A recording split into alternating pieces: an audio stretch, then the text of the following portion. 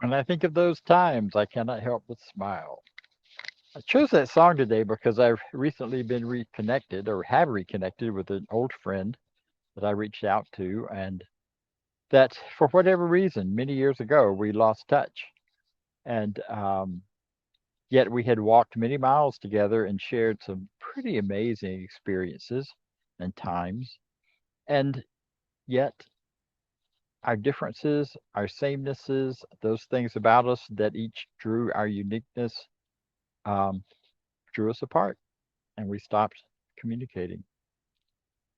We each have our own version of why that happened and how that happened. But what's beautiful about it is the compassion and the love that we shared for each other back when is alive and well, just as it was then. We hear all the time the cliche that love is eternal, and it truly is, including those loves you've had that don't seem to be part of your life anymore. And yet, given the way time works, and it's always spinning simultaneously over all time, then that love is alive and well today, just as it was then. And I'm bringing that up today because we're talking about compassionate relationships. And sometimes I think we are not so compassionate with ourselves about past relationships, about relationships that seem to have been lost, relationships that went a different way, relationships that we may have guilt about, or we may feel we should have some kind of um, request for forgiveness from the other people or the other person, old resentments, old hurts. Compassionate relationships is all about rising above that into a greater way of knowing, into a greater experience of life. Today is also Father's Day, a wonderful day for me and for many. This is when my family celebrates my being their father. It is also when I get to celebrate my fathers, plural. And it's when that can be joyful and powerful. It can also be painful and sad. For so many people, Father's Day is not a day of joy. It's a day of remembering difficult times. It's a day of remembering people who perhaps were hurtful to us or did harm to us. And for most people, it's a mixed bag. So how do we do that? How do we hold these two different things in our world?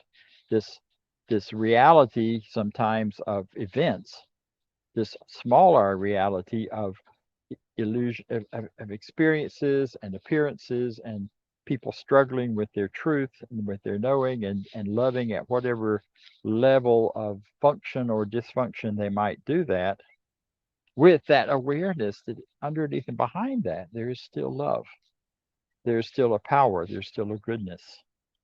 And sometimes that's a real challenge to pull together and to balance those things. So we have fathers and Father's Day. We have all kinds of, we also are celebrating another day tomorrow, which is Juneteenth, June 10th. I can't say it, Juneteenth, which was the day, celebration of the day of the final emancipation when all of the slaves in the South had gotten the information that they were free. It had taken a while to get to Texas and to travel throughout the South when they and throughout the country, really. And that happened on the anniversary of this date. So we celebrate that. It's a day of freedom for everyone because if anyone is holding someone else in slavery, then the person holding them is not free either because they're part of a process that denies the truth of being for ourselves and for those being hurt. I'm not saying it's the same because it isn't, but each person is locked in and caught. And that's true in the relationships too. One of the key words that my teacher taught in terms of relationships, one of the key phrases he said repeatedly, if you're having trouble in the relationship, mind your own business. He said it with a great deal of force and always rolling his sentence and making him sound very official. Because too often our struggles in relationships are about slavery and freedom, are about bondage and freedom, or about holding people or trying to hold people into some sort of preconceived idea of who we are in such a way that um, they are being held in some kind of bondage, some kind of hold, and are not free to express themselves. Too often we get into these relationships where one side of the relationship is the wild, free, and fun person. The other side of the relationship is the, oh, we're going to control everything person. We got to help you stay focused and grounded and keep you from being who you seem to think you are. Those relationships are troublesome in the least. You all know there are lots of programs for both sides of that, but that's kind of irrelevant because what really matters as far as the programs go, it matters that you get to a place wherever you are, whichever side of that, where true freedom abounds. You know, my father was someone who was, like many men of his generation, um, pretty well destroyed internally by his participation in World War II. He was in the invasion of Germany and he saw the horrors as they moved in towards Germany and some of the concentration camps and other things. He was exposed to horrible things that no 17 and 18-year-old, which is what he was at the time, should be exposed to or ever see. Consequently, there were leftovers. There were leftover emotions, leftover feelings, leftover processes inside of him to try and monitor, manage, and take care of all that stuff. And that left some of us in the family receiving the brunt of some of that. It wasn't always pleasant. It wasn't always easy. But underneath and behind that, I knew from the depth of my being that he loved me. And he loved all of us. And so we tolerated it. We worked with it. We tried to help him stay comfortable. Sadly, he passed away when I was 7, when he was only 30. And in the years after that, my compassionate caring, my compassionate relationship, which was strictly in my own consciousness, slid through several different phases and motions. And that's really kind of what that looked like and how that developed is what I want to focus on today. So think about this, whether you're thinking about it in terms of your partner, your some other relationship, your parents, your children. Because when there is difficulty in relationships, part of that is because none of us have quite made it yet to perfection on the outside. We know that within us there's a divine perfection, there's a divine order to everything that's going on, but it hasn't always made it into our behavior, into our feelings, into our beliefs about ourselves, so that often the way we are with each other becomes anything but perfect, easy.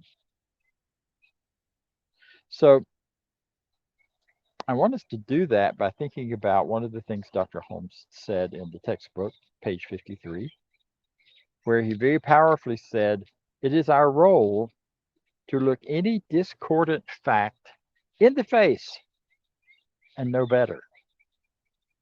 In other words, to look at people as their wholeness of who they are, their beauty, their power, their goodness, and their ugliness, perhaps, or their hurt, or their pain, or that source within them of difficulty. To look at that clearly and know better. Know that underneath and within, even that struggle, even that pain, even that hurtfulness, there is a good that's trying to come through. And that good may get interpreted by us in many different ways. But the important thing is you look at it, you look at it, you look at it until you see the perfection behind it. That may take a while. One of my teachers, or one of my not direct teachers, but one of the person I knew and worked with back in the day in this teaching, used to say, there's good in this and I demand to see it. She'd stomp her foot and shake her shoulders and as if God was standing in front of her, and she's like, I demand that. But the demand she was making was on her own consciousness, to see deeper, to see within herself. What is the good here? What is the power here? Yeah. Part of the good for me that grew out of my father, grew from that relationship, was a commitment, a lifetime commitment to knowing God. My father was converted in the Baptist church about 6 months before he died. His behavior completely changed. How he related to me, to the rest of the family, how he was with all of us, went from being always bursting forth with anger into a more mellow and forgiving kind of place.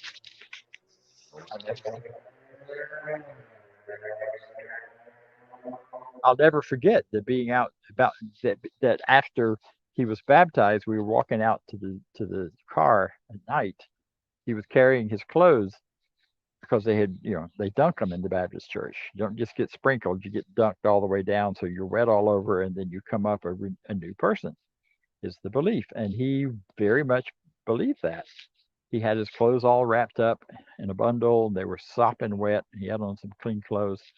We got almost to the car, and he stumbled or something and dropped them, and they all fell in the dirt.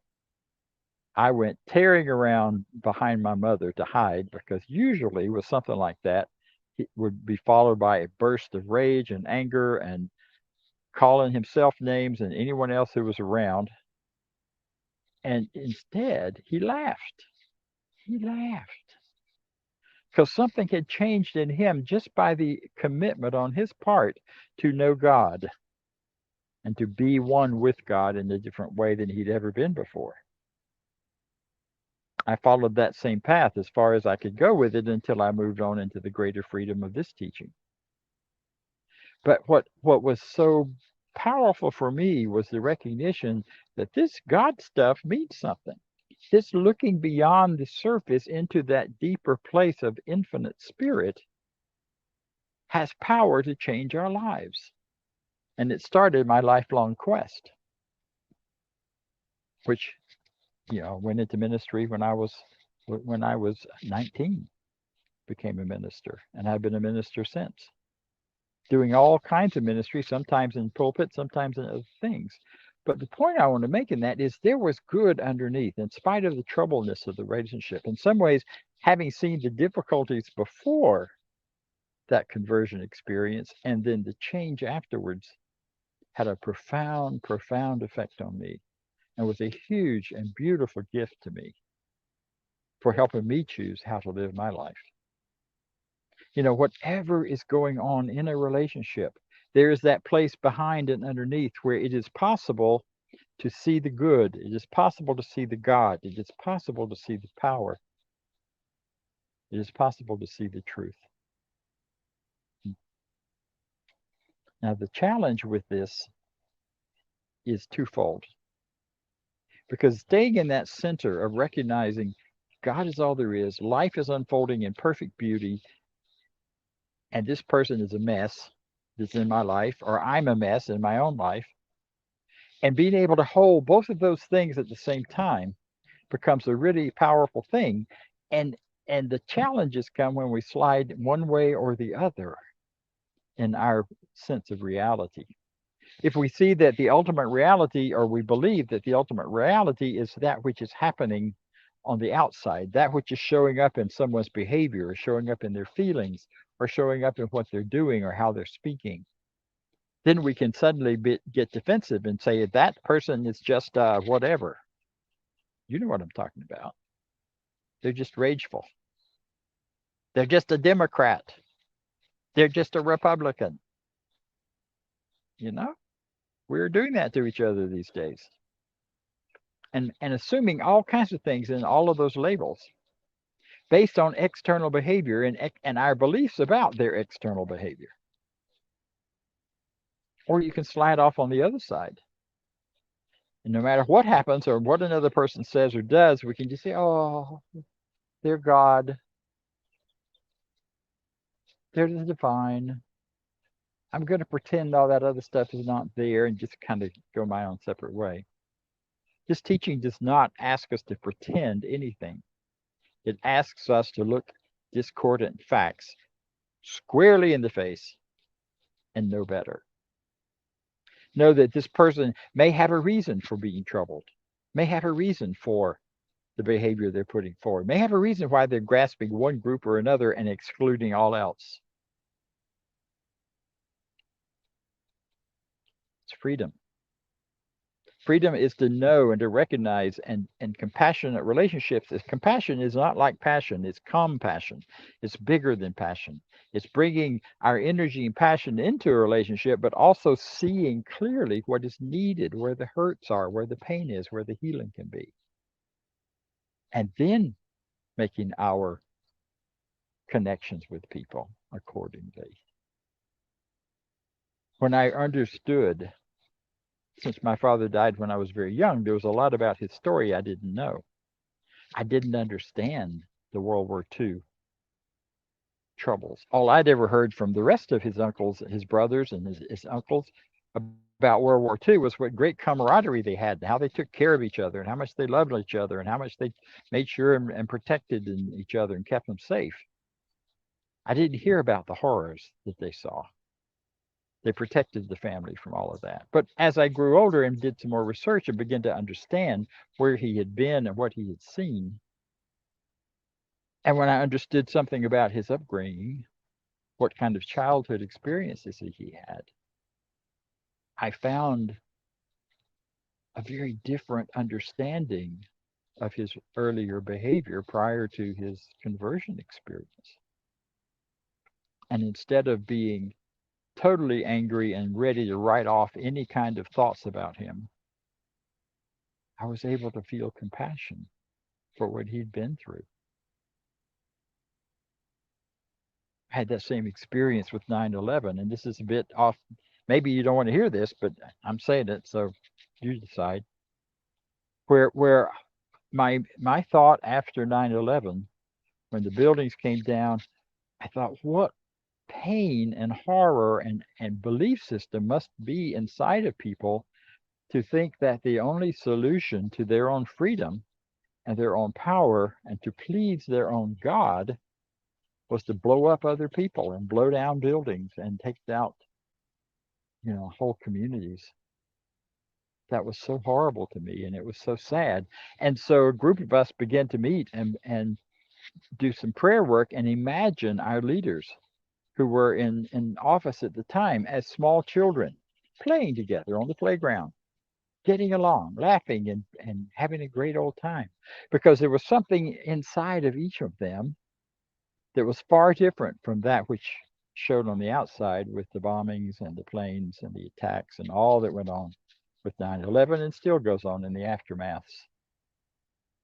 So what am I suggesting? I'm suggesting as a religious scientist, as someone who's practicing this new thought teaching, my role, my responsibility, my option is to see beyond the external behavior, to see within the hearts of other people, to think about how I am like them. Because as Judy said, we may appear to be separate and different on the outside, but on the inside, there's one mind, there's one heart, there's one belief system, there's one goodness.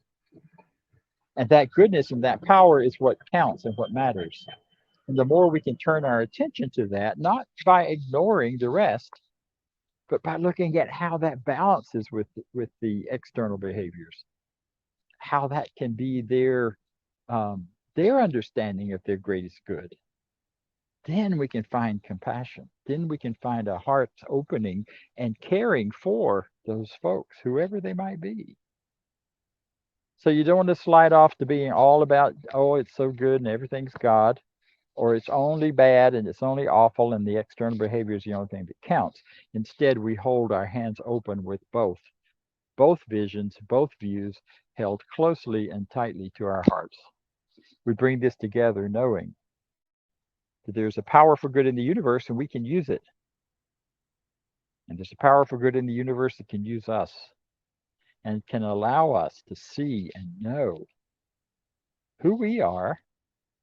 And as an extension of that, if I have a better understanding of myself, then I know more about who you are. But if I've shut off myself and shut off parts of me, I can't very well know you, because we are all living in the same power, the same energy, the same universe with the same mind. the same heart. I often think that the reason we have such struggles is only because people who are desiring to have the same thing. We all want love. We all want protection. We all want freedom. We all want joy in our lives. We all want safety for our families. We all want love. We have such different ideas about how to get it that that's what gets us in trouble so often.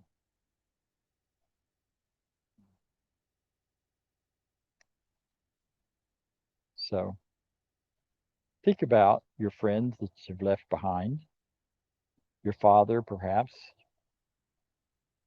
those places in your life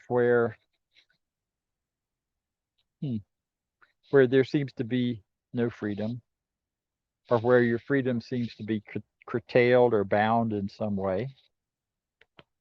And recognize and know that your birthright is a right of freedom. Your birthright is a right of love, and love can only grow more love. And you deserve the very best that life can bring you, and the very, very best that you can create in your life. And you do that by looking beyond, looking within, looking at the depth of people and of each other and of ourselves, and recognizing it's all good, it's all God. And underneath it, there is an organizing intelligence that brings all of this together and is carrying us forward into greater and greater truth and greater, greater living. So that's what you deserve. That's what I deserve, the very best. Because you're wonderful. So am I. And so it is. Thank you.